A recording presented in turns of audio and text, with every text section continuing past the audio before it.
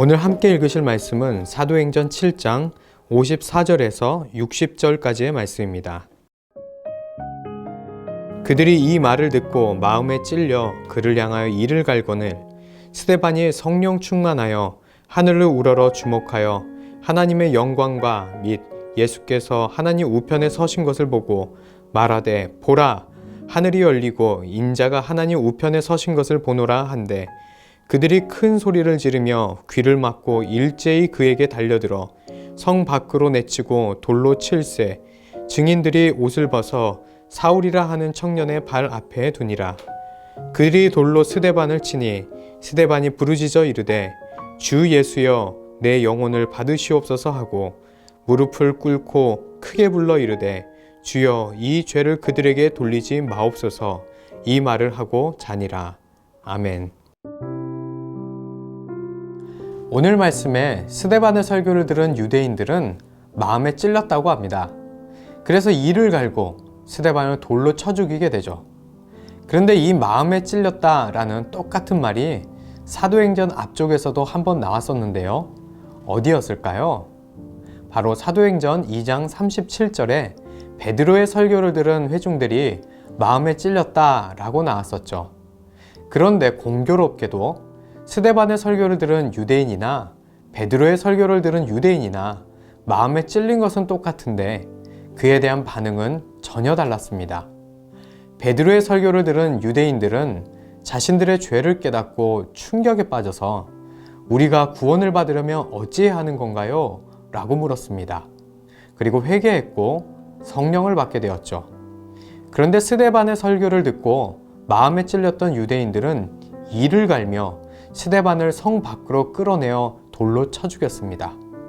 똑같은 설교를 듣고 왜 이렇게 다른 결과가 나왔을까요?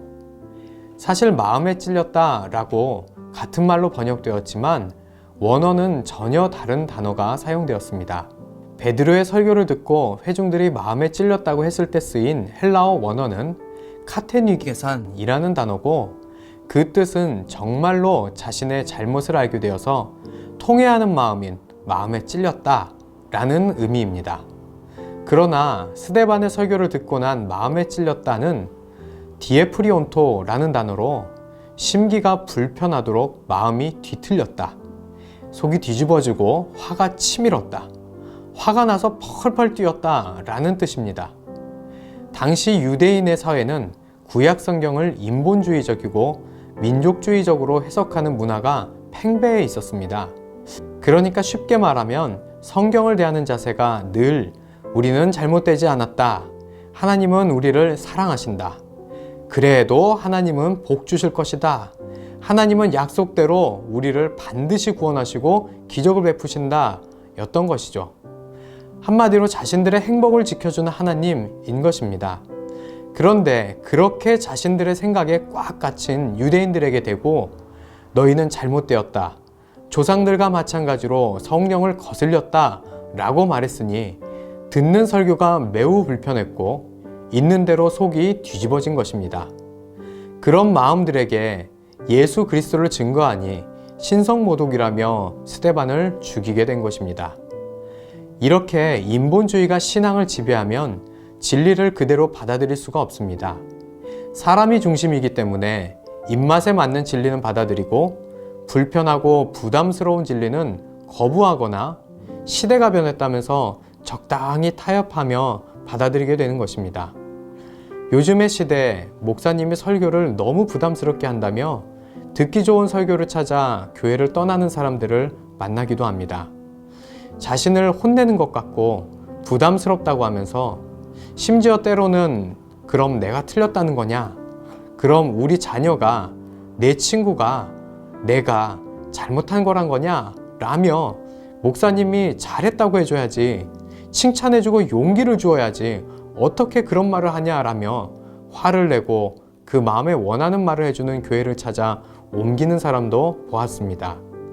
이러한 분들의 마음엔 카테니게산이 아니라 디에프리온토가 찾아온 것일 것입니다.